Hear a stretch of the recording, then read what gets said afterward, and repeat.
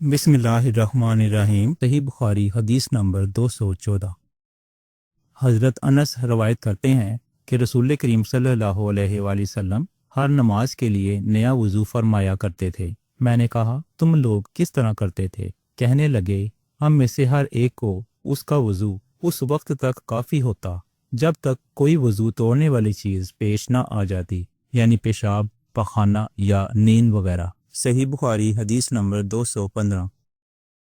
سوید بن نعمان رضی اللہ تعالی عنہ نے بتلایا کہ ہم خیبر والے سال رسول کریم صلی اللہ علیہ وآلہ وسلم کے ہمراہ جب صحبہ میں پہنچے تو رسول کریم صلی اللہ علیہ وآلہ وسلم نے ہمیں عصر کی نماز پڑھائی۔